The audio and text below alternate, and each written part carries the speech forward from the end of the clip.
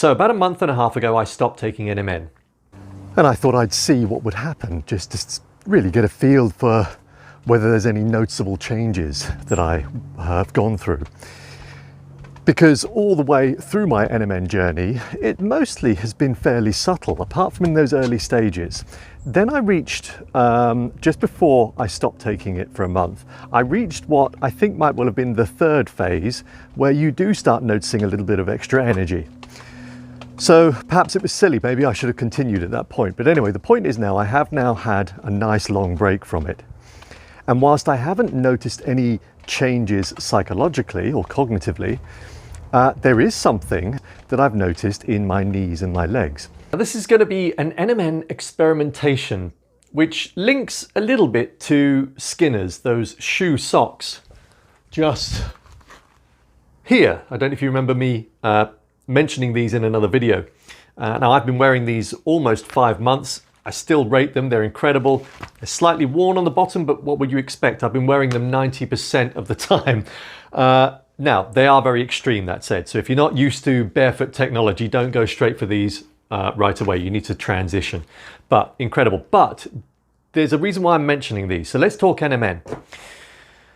I'm not going to go through what NMN is. If you've seen the stuff on my channel, you know I've done a lot of videos on this. I've interviewed Dr. Elena Serenova of NMN Bio as well. So we talk a lot about NMN, nicotinamide mononucleotide, and its major benefits as an NAD booster. Remember, of course, by boosting your NAD, you are effectively giving yourself a little bit more longevity. That's put so simply, but again, watch other videos if you want to get a proper idea on this. So let's come to the point of this video. When I was taking NMN, I was still wearing those. When you wear those, your feet have to get used to this new way of walking, you know, without any kind of real sole. I mean, I'd say, what is it? Maybe a mil of sole on those shoe socks. And although I was wearing very low heel to toe ratio shoes in the main, even moving from those to those socks is still a little bit extreme. And of course, your whole body composition changes. The way you walk changes. The pace of your walk, I notice, changes as well. So in other words, you're having an impact on your legs, your hips, your back, and all of which could actually present you with problems and pain if you're not careful, because your body has to go through this adaptation phase. You also have to be very mindful with how you walk as well.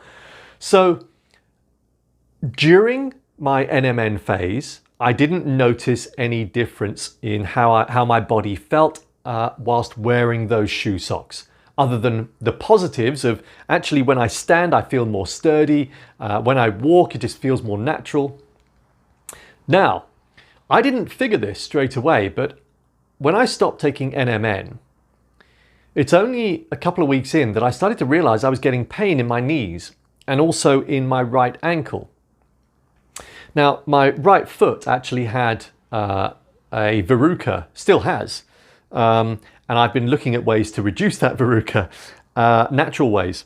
And in doing so, that caused a bit of pain. So when I was walking with my barefoot socks on things like gravel, then every time a stone would hit that verruca, there'd be quite a bit of pain. So that would just affect the way that I positioned my feet.